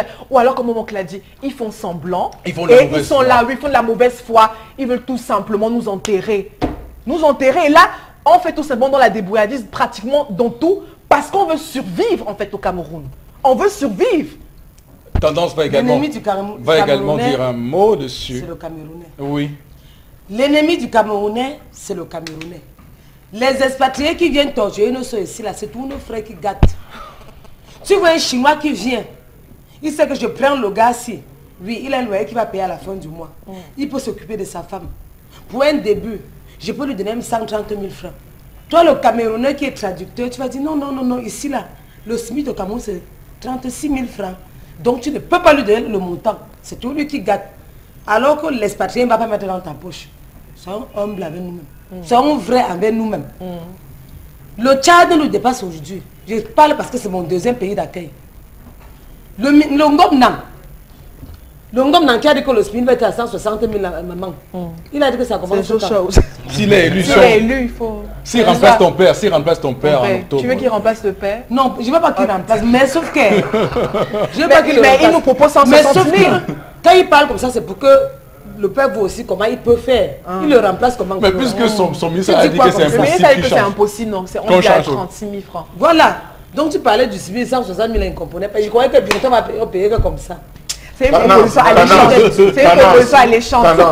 Quand on met le SMIC à 36 000, on achète un sac de riz à combien? On achète un sac de nouilles à combien? On achète une tine d'huile à combien? Mais qu'on réfléchisse sur les services de base. On mange comment? Qu'on va sur la base des services de base. On se soigne comment? Également, on va dire quelque chose. Quand Joseph on a le dit, on peut réformer l'économie camerounaise et porter le SMIC à plus de 100 000 francs.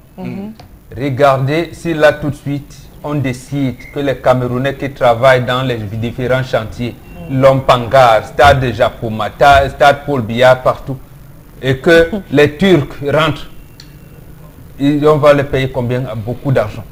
Donc, et en principe, depuis 2004, lorsqu'on a lancé ce que vous appelez pompeusement les grandes ambitions, jusqu'à aujourd'hui, le Cameroun devait être un vaste chantier, où même le débrouillard, on dit ça, le petit maçon, pouvait être à 200, 250 000 francs le mois. Mais c'est le même gouvernement qui a négocié avec les Italiens, les Chinois, les Turcs, les autres pour leur dire que non, venez avec vos manœuvres. Sur place, vous pouvez comprendre quelques compatriotes là pour compléter, pour lesquels vous n'avez même pas l'obligation de tout payer. Voilà comment ça a été négocié. Et c'est pour cette raison que je vous dis que le gouvernement actuel n'a plus des mesures pour rétablir l'économie. L'autre chose, regardez comment même Tawamba se plaignait dernièrement, et Protea Yangma aussi. On ne les associe pas. Voilà un gouvernement qui n'associe pas le patronat dans l'élaboration des politiques économiques. Et vient les mettre en concurrence des étrangers. Avec les APL. Voilà. D'accord. Mais il faut dire que pour qu'on réussisse une telle mutation, ça demande vraiment que l'État puisse mettre en place des mesures incitatives, permettre aux entreprises d'avoir des marges de manœuvre en termes d'augmentation de salaire à ce niveau-là. Je peux vous dire que il y a un âge où l'esprit ne crée plus. Je peux vous dire, je vous dis que si Joshua aussi, qui est un entrepreneur, le dit, ça veut dire que derrière, il pense qu'il peut mettre en place des mesures incitatives pour permettre aux entreprises d'avoir assez de marge de manœuvre financière pour monter les salaires à au moins 160 000 pour leurs employés. C'est ce que je dis clairement. Madame, monsieur, on va aller avec d'autres informations dans cette revue des réseaux sociaux. Oui, Eric, faut pousser la deuxième et la dernière information.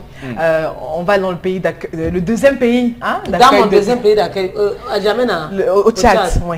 Alors, le Tchad, c'est la même chose. Une information également qui buzz et qui à la fois suscite pas mal d'interrogations et puis de commentaires aussi, c'est la nouvelle constitution adoptée, justement, les pouvoirs et qui permettent justement au pouvoir du président Idriss Déby d'être renforcés. Où ça coince en fait, c'est que pour les tests prévoient que le mandat du président donc passera à 6 ans, renouvelable une fois contre 5 ans, renouvelable indéfiniment actuellement.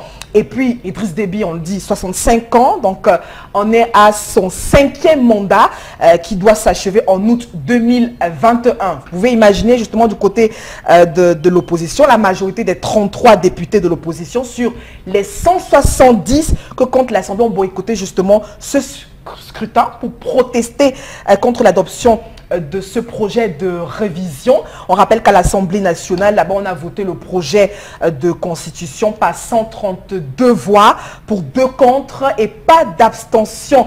Et où ça coince en fait, c'est que l'opposition estime que cette limitation ne convainc pas. L'opposition qui relève qu'Idriss Déby pourrait également même rester au pouvoir jusqu'en 2033.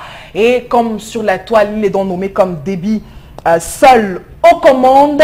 Et puis la conférence même épiscopale s'est interrogée et a donc pensé que l'adoption du projet de révision constitutionnelle par l'Assemblée risque de fausser grièvement les règles de jeu, du jeu démocratique du côté du Tchad, dans la mesure où le pouvoir décidément donc à la disposition d'une écrasante majorité du côté du Tchad. Alors si vous voulez mon avis? Non, je ne vous donne pas mon avis. Je ne vous donne pas mon avis. Alors, si vous voulez mon avis... Allez-y, non. Mais bon, enfin, je sais pas. Avec si vous non, j'ai toujours été, vous savez, parce que nos régimes présidentialistes d'Afrique m'ont toujours paru cette pâle copie qu'on a faite du régime en France, avec un président de la République et un premier ministre. Ça m'a toujours paru un peu... Voilà. Maintenant, après, c'est le débat qu'on peut mettre sur la table, mais le fait que le Tchad devienne un régime présidentiel pur, comme aux États-Unis, donc avec une seule tête de l'exécutif, ça me paraît, à mon sens, une avancée. Après, je comprends pourquoi l'opposition se plaint, c'est cette façon de changer le mandat présidentiel et d'en faire de 5 à 6. C'est un calcul qu'il fait, on peut bien le voir. Mais bon, Robengan, c'est vous qui êtes le spécialiste sur ce plateau. Qu'en pensez-vous? Non, je pense que le président Idriss Déby Itno a calculé qu'en l'an 2033, il aura 80 ans. Oui. Voilà, il aura 80 ans et qu'il va tout faire pour conserver le pouvoir jusqu'à cette date-là.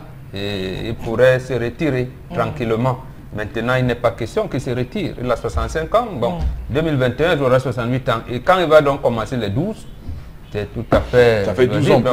Et surtout, quand il regarde son frère aîné du Cameroun, Et bon, il s'est dit, voilà, mais il est là. Et voilà, si la mort n'avait pas emporté son autre grand frère du Gabon, il allait être là. Il voit de l'autre côté Sassou Nguesso, il est là. Non, bon. Il s'est dit que... Obiangema aussi.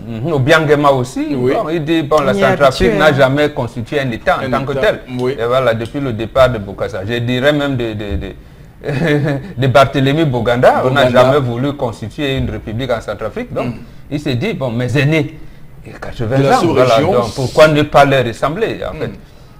Donc c'est un calcul pour calmer aussi quelques tensions, on va le dire, parce que non, pour dire même dans son camp, ça commençait aussi à poindre. Oui, mais pour dire à ses partisans, non, attendez, 2023, c'est encore là, il est calculé de 12 ans à partir de 2021, et là on verra. Donc en 2033, vu que je vais penser à mon départ, pour le moment, essayons de mater l'opposition pour qu'on conserve le pouvoir. Voilà. Oui.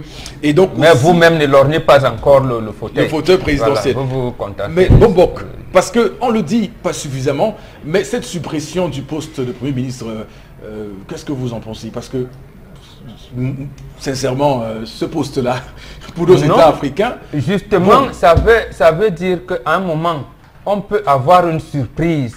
L'opposition dans ces coalitions peut contrôler le Parlement et être dans l'obligation de nommer un premier ministre. Faire une cohabitation. Voilà, un premier ministre. Voilà, il veut faire une cohabitation. Comme ça a été le cas en France plusieurs fois avec donc il faut donc arrêter Chirac ça et tout de suite. Oui. Et il a donc dit il faut arrêter ces choses comme ça. Parce qu'à cet âge-là, il commence déjà à vieillir. On ne peut pas se mettre à réfléchir beaucoup sur des formules comme ça. Il faut avoir une certaine assurance.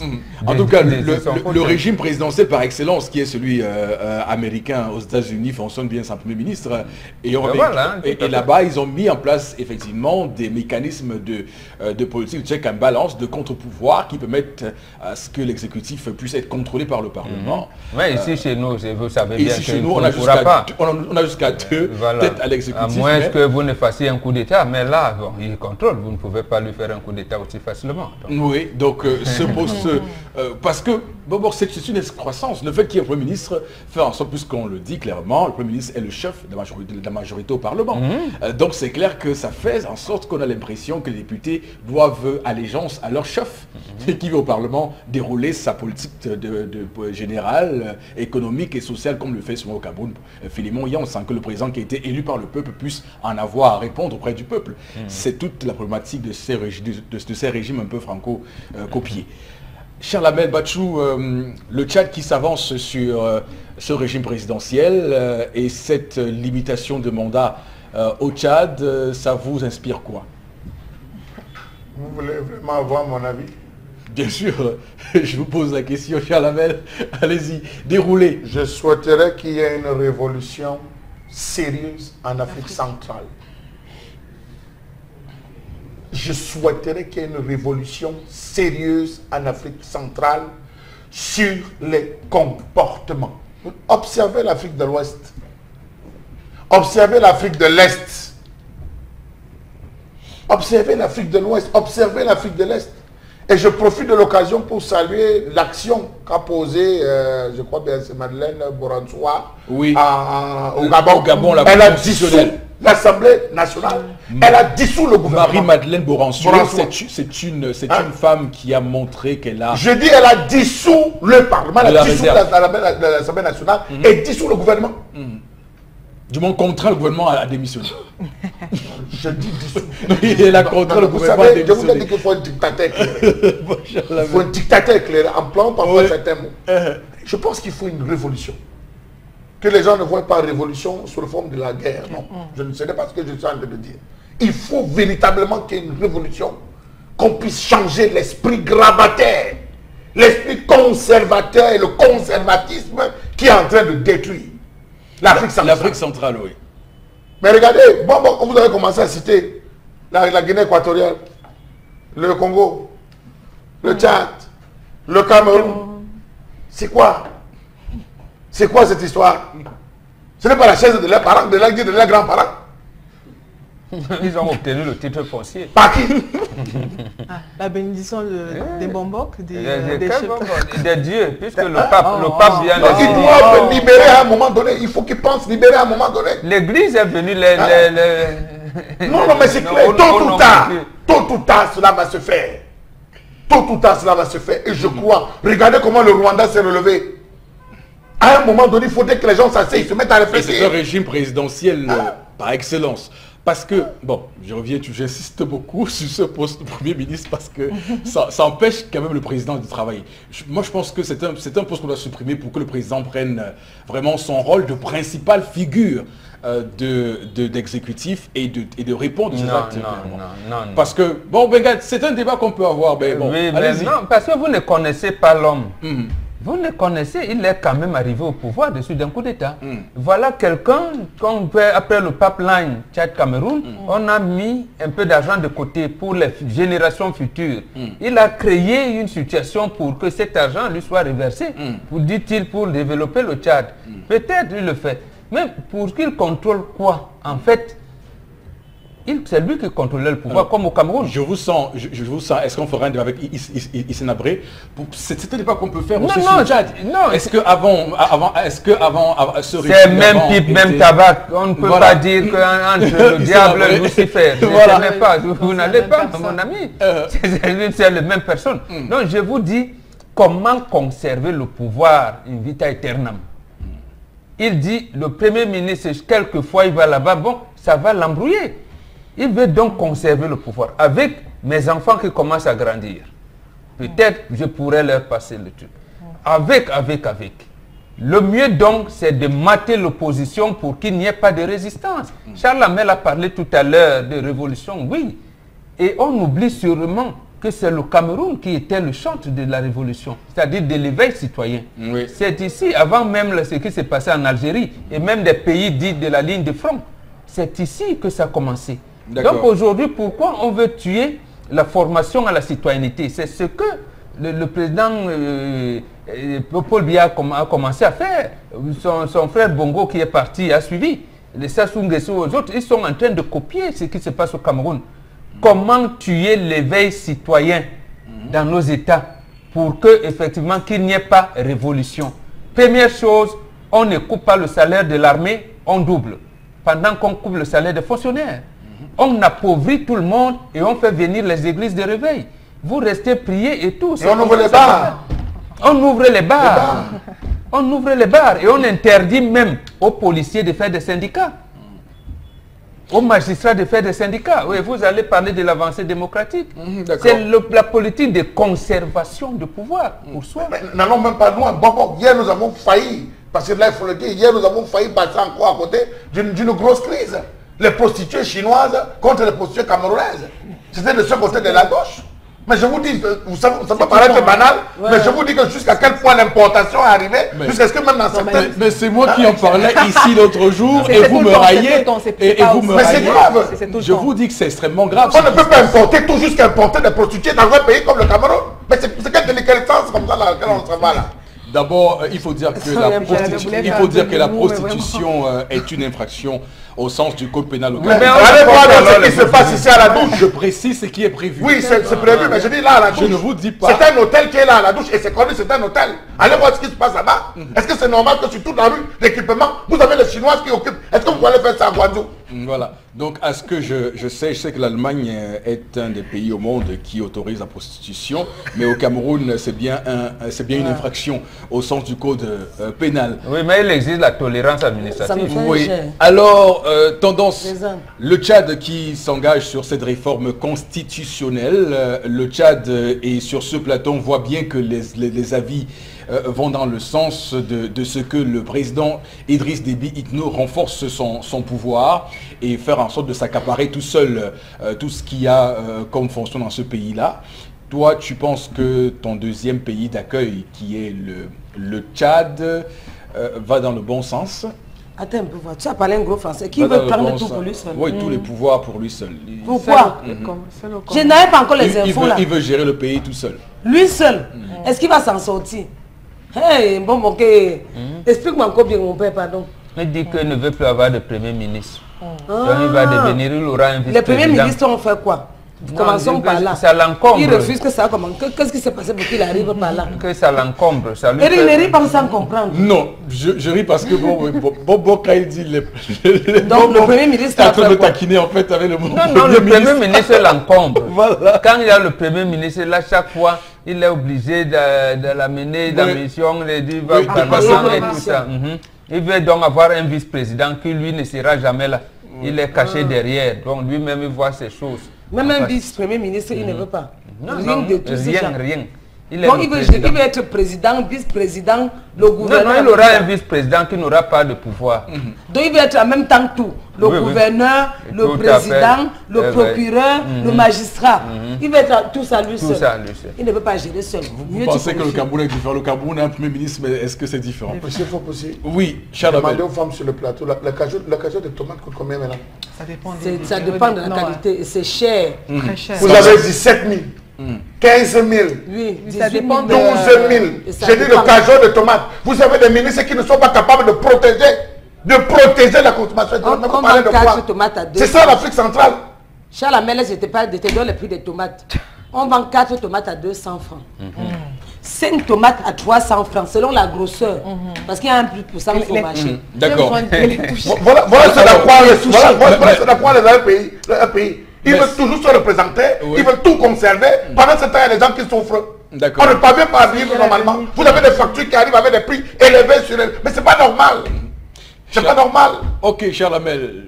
Donc, ces messies autoproclamés qui ne sont en effet que des présidents qui ne veulent que l'intérêt personnel et surtout nombriliste et qui abandonnent le peuple.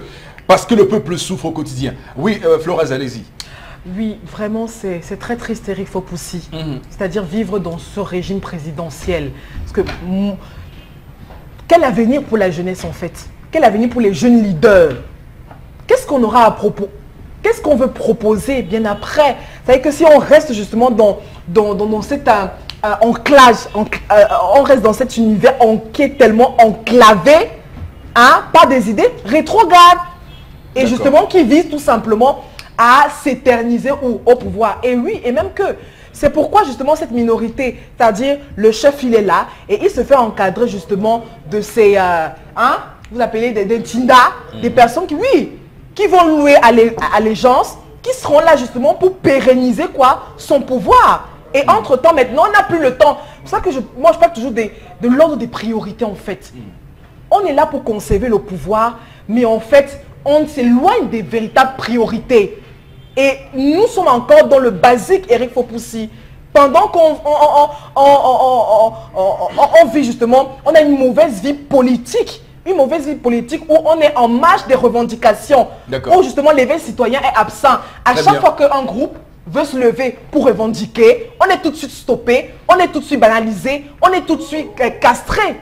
D'accord, très bien. Merci Florazé pour cette revue des réseaux sociaux qui nous a permis d'ailleurs de mettre les pieds dans le plat politique en Afrique centrale, puisqu'on voit bien que ce qui se passe actuellement, ce qui se passe actuellement donc au Tchad peut être observé dans d'autres pays de la sous-région. Rappelons que le Congo, Kinshasa, la République démocratique du Congo est également elle aussi en crise parce que Joseph Kabila souhaite comme toujours indéfiniment s'éterniser au pouvoir. Même les élections prévues en décembre prochain ne donnent pas une claire lecture de ce qui pourrait se passer dans ce pays-là. Donc c'est dire que au-delà de la CEMAC, on peut étendre cela à la CEAC. Alors, merci beaucoup, madame, monsieur. Voici la suite de votre émission Le Zénith. Est-ce que la nourriture colle constamment à votre poêle? Fatigué de frotter, gratter et d'abîmer vos poêlons? Eh bien, j'ai la solution. Bonjour, ici Cathy Mitchell, avec ma nouvelle poêle Red Copper. Cette poêle révolutionnaire est faite de céramique non collante et de cuivre super solide. Garantie de rester sans égratignure. Pas de rayures et pas de résidus collés. Elle est légère et extra résistante. Elle ne s'égratigne pas et elle ne s'effrite pas dans votre repas. Regardez, des biscuits trempés dans le sucre à la cannelle et glacés de caramel collant. Mettez au four. Red Copper va au four avec sa poignée qui résiste jusqu'à 500 degrés Fahrenheit. Et le tout glisse tout seul. Miam! Cuisine et santé. Des lanières de poulet presque sans gras et presque sans huile. Red Copper utilise un cuivre pur à 100%, si durable que vous pouvez couper du beefsteak et des oignons pour un sandwich au steak et fromage fondant. Rien ne colle. Battez-y les œufs sans bol à mélanger, vous gagnerez du temps. La poêle Red Copper est sans PFOA ni PTFE. Elle est sécuritaire pour vous et votre famille. Flambez vos desserts, grillez du poisson ou faites cuire un poulet au parmesan. Tout glisse facilement, même le sucre caramélisé ne colle pas. Versez sur des arachides pour une délicieuse gâterie. Vous aurez toujours une poêle propre. Fouetter, cuire, frire et même retourner. C'est vraiment la poêle la plus polyvalente sur le marché. Et en plus, elle va au lave-vaisselle. Et donc pour en parler, voici sur le plateau Constilamine. Bonjour et bienvenue. Bonjour à tous les clients qui nous accueillent encore ce matin en cette belle journée du 2 mai 2018. Alors je commencerai déjà par cette très bonne nouvelle. Vous savez très bien que j'ai cette habitude-là d'annoncer toujours des nouveautés dans le cadre du concept Salaka. Et ce matin, avant de vendre les poêles et la paire de gants, nous allons d'abord annoncer en exclusivité mondiale à travers le concept Salaka que dans quelques jours seulement, les téléspectateurs du concept Salaka auront l'occasion de pouvoir acheter les terrains dans la ville de Douala et au Cameroun en général grâce à un nouveau partenaire SAI, la toile à travers son directeur général, monsieur Guy Albert Ndefo, qui est un partenaire majeur du concept Salaka. C'est donc la bonne nouvelle de ce matin. Alors à l'instant, place à la vente proprement dite des produits de ce matin. Il est question bien sûr de vous permettre, chers téléspectateurs, de courir directement sur votre téléphone, d'appeler les numéros de téléphone qui vont s'afficher au bas de l'écran afin de pouvoir acheter votre poêle révolutionnaire, votre poêle de qualité supérieure, votre poêle Red Copper que voici. Regardez comment elle est belle. Regardez comment elle est nyanga. Regardez comment elle est stylée. Oui, elle ne colle pas. On n'a pas besoin d'utiliser de l'huile pour faire des omelettes. On n'a pas besoin d'utiliser de l'huile pour faire les panquettes, encore appelées crêpes. On n'a pas besoin d'utiliser bien entendu de l'huile pour faire frire son poisson parce que cette poêle est un véritable tout en un. Oui, c'est donc la grande particularité de cette poêle Red Copper que vous ne retrouverez qu'en appelant uniquement au numéro de téléphone qui s'affiche au bas de l'écran. Avoir une poêle, c'est bien, mais acheter la poêle Red Copper, c'est encore mieux. Pourquoi acheter Red Copper? Parce que Red Copper est solide, parce que Red Copper est pratique, parce que Red Copper ne se casse pas. Même un camion posé sur cette poêle, comme on a vu dans le spot, ne peut pas détruire cette poêle Red Copper. Et le prix alors, je rappelle que vous l'avez à 15 000 francs. Cette magnifique poêle Red Copper, elle est neuve dans son emballage avec garantie. Oui, nous donnons la garantie. Et vous savez très bien que dans le concept Salaka, on ne dépend pas, on remplace.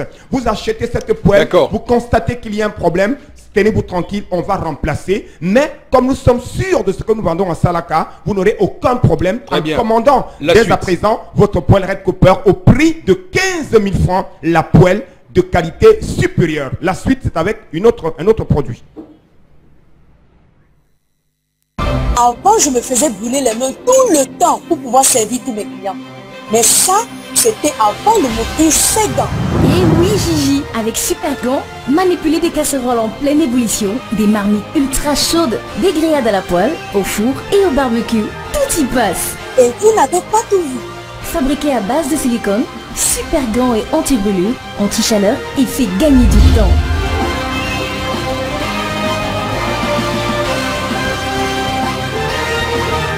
Avec Super Gants, vous allez aimer cuisiner. Avec Super Gants, vous allez aimer cuisiner. Avec Super Gants, la cuisine sera bien une véritable partie de plaisir. Avec Super Gants, vous n'aurez plus besoin de dire « Aïe, mes doigts se sont brûlés ». Non, je dis bien non, parce que cette paire de gants vous permet de faciliter la cuisine. Elle vous permet de pouvoir retirer vos aliments en pleine cuisson. Tenez-vous tranquille, on est en train de préparer le mianda. On a besoin de goûter le mianda si c'est déjà cuit. Qu'est-ce qu'il faut faire? Vous ouvrez la marmite, vous enfoncez vos mains dans la marmite qui est en train de bouillir, vous ressortez votre mianda, vous le détachez et tenez-vous tranquille, vous ne serez jamais brûlé. Oui, c'est donc la solution idéale pour une cuisine plus sécurisée, une cuisine plus moderne, une cuisine plus nyanga. Bien entendu, une paire de Super Gants que voici, vous l'avez à 6 000 francs. Oui, je dis bien 6 500, 6 000 francs. Cette magnifique paire de gants, vous l'avez donc à 6 000 francs à l'instant où je vous parle, en appelant tout simplement à nos numéros de téléphone qui s'affichent au bas de l'écran. Mais comme c'est le Salaka, voilà, les premières personnes à commander à l'instant la poêle et la paire de super gants, vous aurez les deux produits au prix de 18 000 francs, bien entendu, je vous dis bien, au prix de 18 000 francs, en commandant dès à présent votre paire de super gants ou alors votre poêle Red Copper, vous l'aurez donc à 18 000 francs. Le temps, bien sûr, de vous rappeler que la promotion est en train de tirer vers la fin, donc n'hésitez surtout pas, appelez dès à présent et commandez votre paire de gants et votre poêle Red Copper au prix de 18 000 francs dès que vous appelez maintenant. Merci beaucoup et à demain. Constellamine. Voici l'interpellation, madame, monsieur, de cette matinée.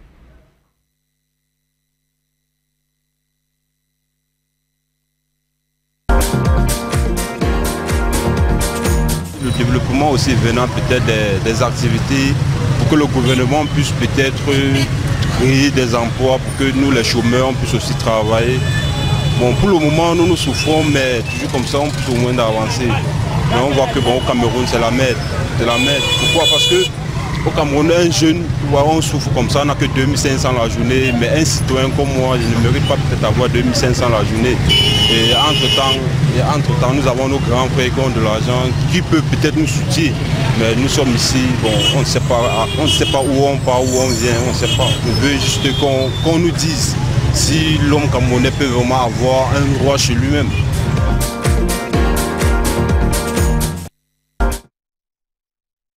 D'interpellation de ce matin. Bon, Bengan, on commence par vous.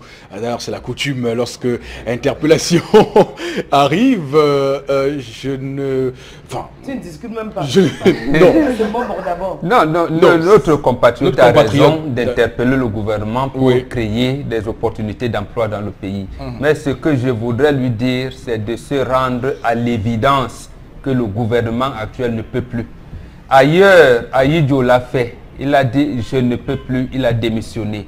Même à côté de nous en France, que nous considérons comme notre père, Hollande a dit lui-même que vraiment par rapport à ce que j'ai échoué, l'histoire là, je ne peux plus vraiment. Je me représente plus. Voilà, je ne vais plus. Mais ici chez nous, le ministre du Travail vous dit il ne peut pas.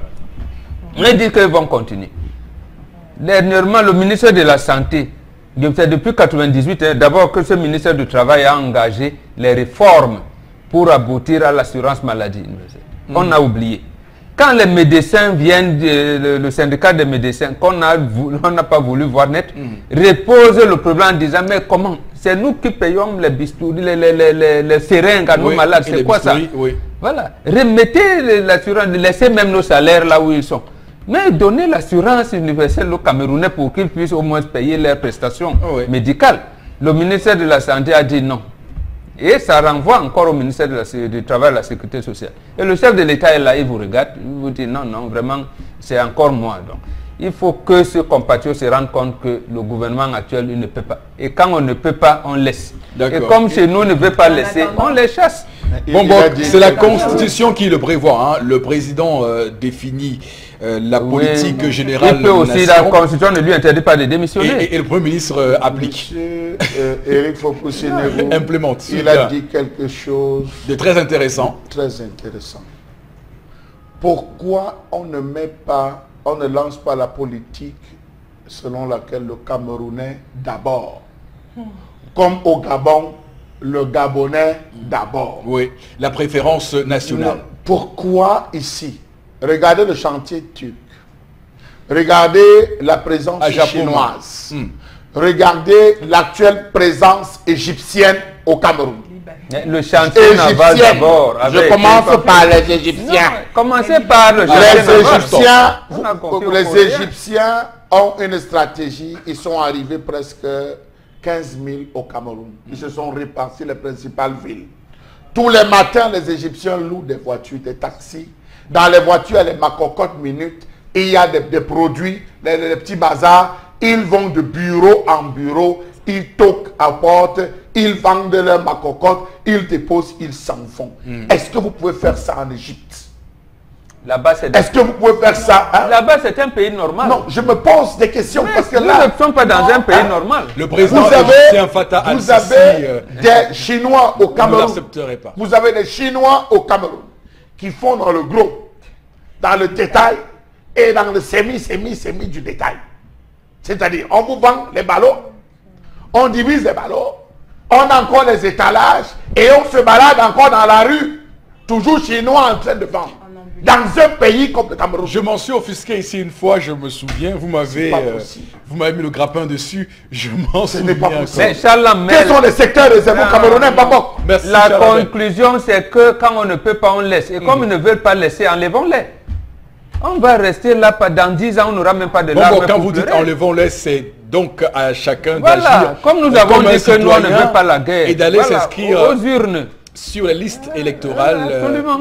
Mais également d'aller voter. Même les gens qui sont militants du RDPC là, qui se rendent compte qu'ils doivent voter contre leur parti. D'accord. Alors, je rappelle que depuis quelques jours, il y a Joshua Oshi qui a proposé à tous les Camerounais qu'il relèverait le salaire minimum à 160 000 francs CFA. C'est une promesse qui est faite. Donc, mais laissons les promesses. La réalité est que les gars du RDPC, le délégué du gouvernement de Douala est du RDPC. Il a mis les délégués de personnel dehors qui sont du RDPC. Comment le RDPC pense que leurs élites vont encore les protéger? Ce n'est pas possible. Qu'ils les dégagent. Qu'ils nous aident à dégager les élites politiques. D'accord. Et il faut surtout faire un vote aussi d'adhésion, hein, pas seulement un vote sanction. Non, sanction d'abord. Un vote d'adhésion aussi. On va d'abord en disant qu'on ne vote pas RDPC. D'accord. Mais le reste, on voit. La stratégie du tout sauf Biya, comme à une époque en France. Comme à une époque en France, tout sauf Sarkozy. À commencer par les mairies et les députations.